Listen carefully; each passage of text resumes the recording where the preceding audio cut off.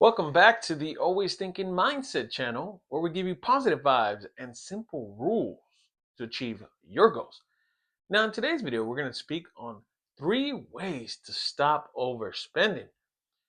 Woo, that's a hard thing. But, anyways, before we get into it, if you like this video, if you get value from it, go ahead and give it a thumbs up. It does help the algorithm.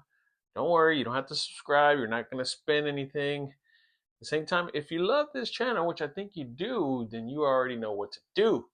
So let's go ahead and get started on today's video. How do we stop overspending in a consuming nation, right?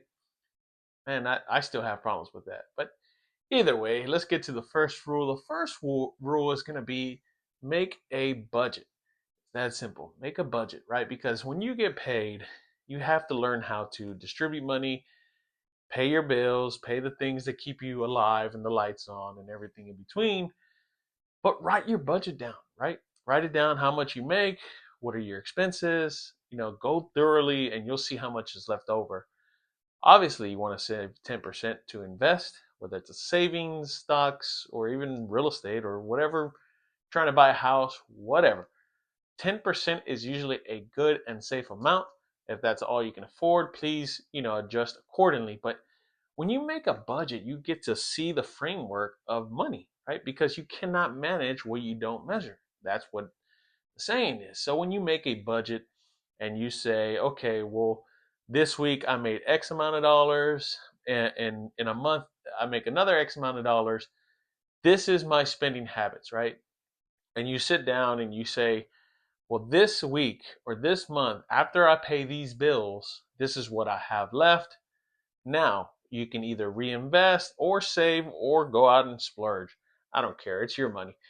And at the same time, I just want you to make a budget, because the more you keep track of this, the more you'll stop overspending, right? It's like how you get it programmed in your head to just spend through commercials, and oh Lord, we're just revolved around this commercial consuming nation. But if you're hard on yourself, you can hold and maintain a budget.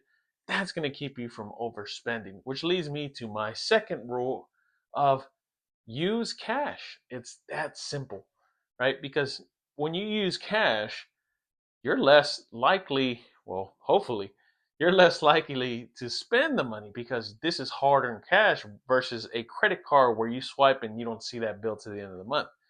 I know for me, when I get my when people give me cash, I don't like it. I'm allergic to it. I say either give me a check, Zelle me, some kind of direct deposit, get it out of my face. I don't like cash, because as soon as I get that cash, it accidentally disappears.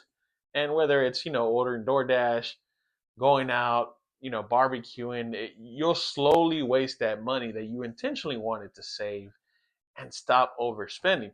So stop using cash, right? And the alternative to this is either use a credit card, or you can do Zelle, which is the most acceptable, common way of giving money back and forth.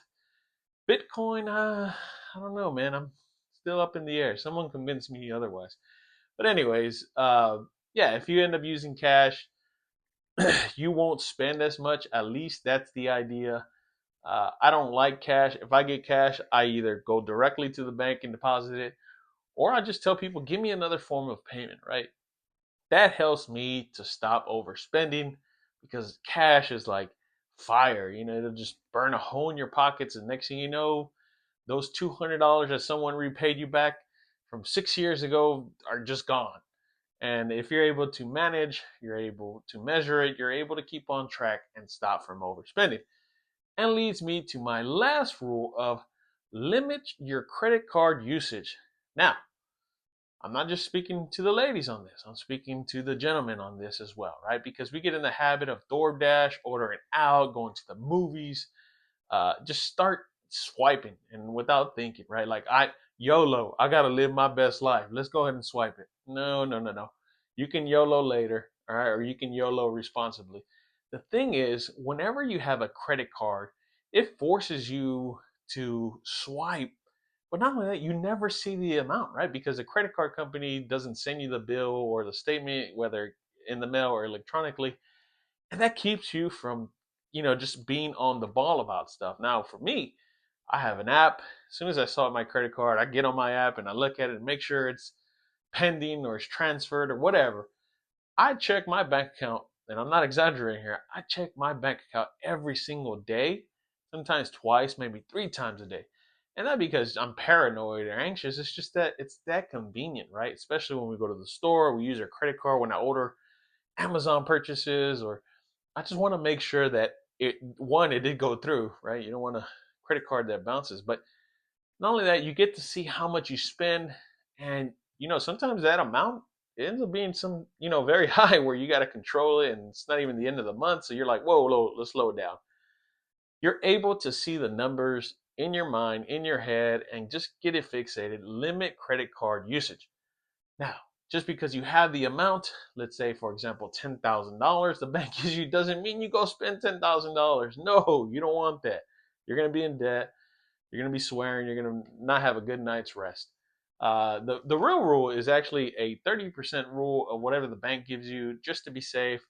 Don't make the minimum payment. In fact, don't even waste, don't even purchase any big purchases on credit card unless it's an emergency. The goal is to stop overspending. And the fact is, limit your credit card usage. It's so easy in today's society just to, put in your credit card, whether it's Domino's or DoorDash. And I'm not picking on DoorDash. Well, I kind of am, but it's just that convenient, right? And it ends up increasing the credit card usage and the bills and expenses. Next thing you know, you're just watching this video like, where did my money go? But that concludes today's video of 3 ways to stop overspending, just to track, manage, and you as a person, as a financial responsible, financial responsible. Ooh, I can't even say it. Financially responsible person. There you go. You are control of your own life, because in the end of the day, you can't blame anybody but yourself, right? It's under your credit card's under your name. You're an adult. You know how money works. You know how bills work.